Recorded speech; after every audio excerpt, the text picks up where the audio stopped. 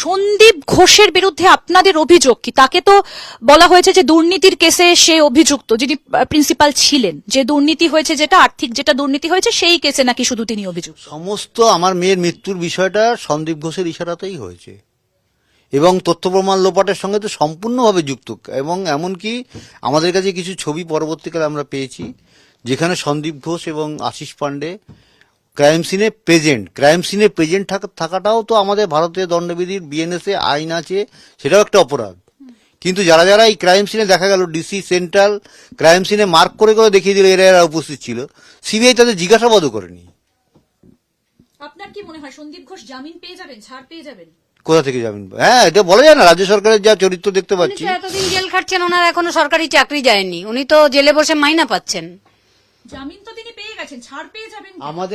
আমাদের কেস থেকে জামিন না, ছাড় উনি পাবেন না। ওনার বিরুদ্ধে আমরা তো ওনার বিরুদ্ধে কোশ্চেন করেছি। যে কেসটা সেটা থেকে ছাড় পেয়ে গেছেন, দুর্নীতির তদন্তটা এইবার সাপ্লিমেন্টারি মেইন চার্জশিটটা যখন দিয়েছে তখন ওরা এখানে লিখেই দিয়েছে যে সন্দীপ ঘোষ এবং টালা থানার ওসি অভিজিৎ মণ্ডল এরা কেসটাকে হাসাব করেছে, এরা গভীর ষড়যন্ত্রের সঙ্গে যুক্ত এবং এভিডেন্স ট্যাম্পারিং করেছে। সুতরাং প্রথম চার্জশিটে যখন তুমি দিয়েছো তোমাকে এর অ্যান্সার দিতেই হবে সিবিআই কে। অদৃশ্য হাত কি কাজ করছে? অবশ্যই কাজ করছে, সে তো বোঝাই যাচ্ছে, কারণ সন্দীপ ঘোষের এখনো চাকরি যায়নি। কার হাত বলে মনে হয়? আমাদের মুখ্যমন্ত্রী, স্বাস্থ্যমন্ত্রী, স্বাস্থ্য সচিব এদের হাত আছে। স্বাস্থ্য সচিব এখন একটা ক্রাইম ঘটেছে তার একটু পাশের দেওয়ালটাই পরের দিন কি করে ভাঙা হলো, এবং নাকি উনি স্বাস্থ্য সচিবই অর্ডার দিয়েছেন। এটা কিভাবে হয়? প্রিন্সিপাল এবং স্বাস্থ্য সচিব, এখানে প্রিন্সিপালের লেখা সই করা চিঠি আছে এবং স্বাস্থ্য সচিব সেখানে সই করেছেন এবং 29 জন পিজিটি, আমার মেয়েকে নিয়ে 30 জন ছিল, 29 জন পিজিটি সবাই এখানে সই করেছে। সবাই কি বোকা? আমরা তাদেরকে কি ভয় দেখানো হয়েছিল বলে কোথাও? কোনো ভয় নয়, এরা প্রত্যক্ষভাবে আমার মেয়ের মৃত্যুর সঙ্গে জড়িত। এই চেস্ট মেডিসিন ডিপার্টমেন্টের সবাই, এমনকি ভিপি এইচওডি যিনি ছিলেন সবাই এর সঙ্গে জড়িত। তা আজ পর্যন্ত ভিপি যিনি, আজকে 5 মাস হয়ে গেল, আজ পর্যন্ত তিনি একবার আমাদের সঙ্গে ফোনে কথা বলেননি। এবং সেদিন আমরা অতক্ষণ যে ছিলাম আমাদের সামনে দেখাও করেননি। কিন্তু ভিপি আর সন্দীপ ঘোষ মিলে আমাদের এখানকার লোকাল এমএলএ, লোকাল কমিশনার তাদের সঙ্গে ডেকে মিটিং করেছেন, কিন্তু আমাদের সঙ্গে কথা বলার তাদের প্রয়োজন হয়নি। এবং এমনকি একটা সময় দুপুর 1:30 নাগাদ আমাকে জোর করে প্রিন্সিপালের ঘরে নিয়ে যাওয়া হচ্ছিল। আমাদের রিলেটিভরা আমাকে টেনে নিয়ে চলে এসছে যে না, প্রিন্সিপাল ঘরে যেতে হবে না। সাদা কাগজে সইও করানোর চেষ্টা করেছিল একবার। কে করেছিল সাদা কাগজে সই করানোর চেষ্টা? তখন তো আমরা চিনি না তো ডিপার্টমেন্টের কেউ না কেউ, আচ্ছা, ডিপার্টমেন্টের কেউ না কেউ সঙ্গে ছিল। আপনারা তো শুভেন্দু অধিকারীর কাছেও গিয়েছিলেন, আপনারা অমিত শাহর সঙ্গেও দেখা করতে চেয়েছিলেন, আপনাদের সঙ্গে দেখা হয়নি? দেখা হয়নি, কিন্তু জানি না কেন উনি দেখা করেননি। তবে আমাদের যতটা ধারণা উনি আমাদের এই বিচার মানে মেয়ের মৃত্যু সম্বন্ধে সবকিছুই জানেন।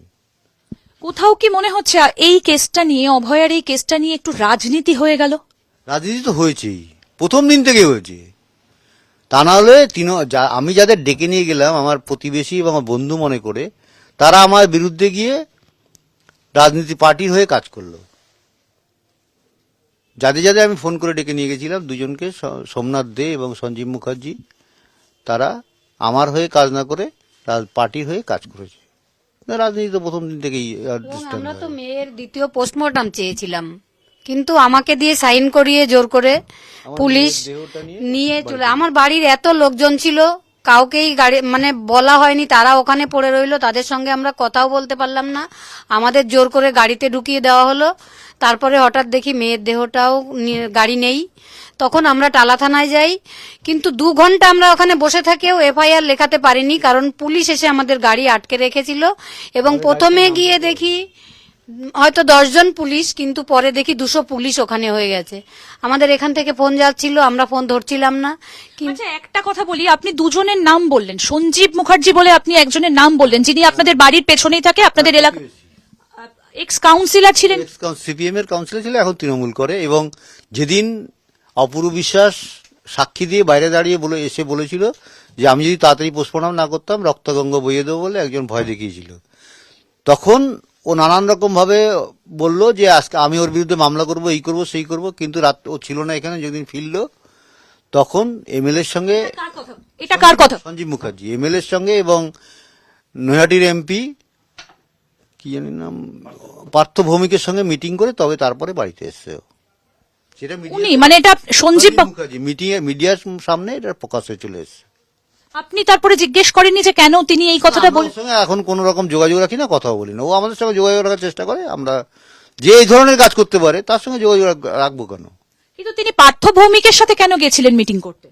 নিশ্চয়ই তাদের কোনো ইনস্ট্রাকশনে কাজ করেছিল, সেই জন্যই আবার এবং মিটিং। যখন ডেড বডিটা, আমরা তো আমার মেয়ের বান্ধবী ছোটবেলার, সে বলছে কাকিমা নিতে দিও না ঘর থেকে আমাদের।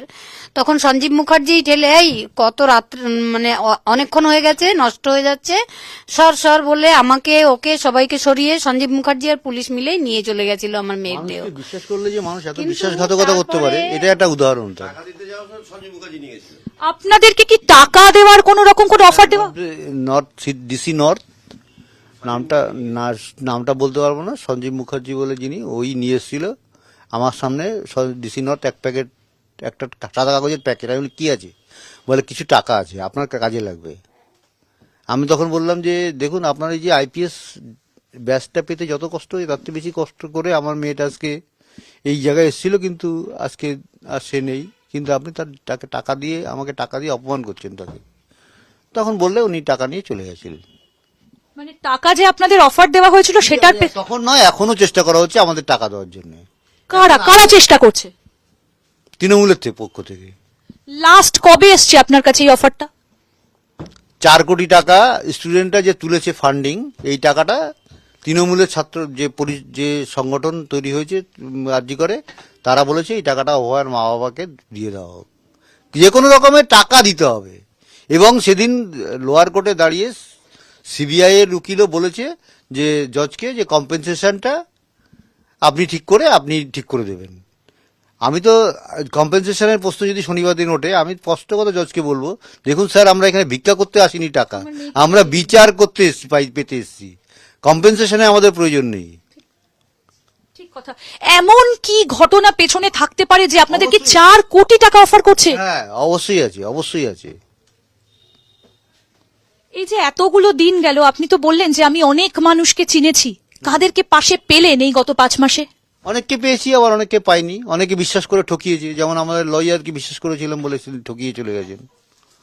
তাকে আমরা যদি একটু কেসটাকে দাঁড় করাতে পারি, তাকে আমরা আইন শেখাবো, এটাও বলে দিলাম মিডিয়ার মাধ্যমে। কোন লয়ারের কথা বলছেন? ইন্দ্রগোভার অ্যান্ড কোম্পানি। কিভাবে, মানে আপনাদের সাথে যোগাযোগ না করেই?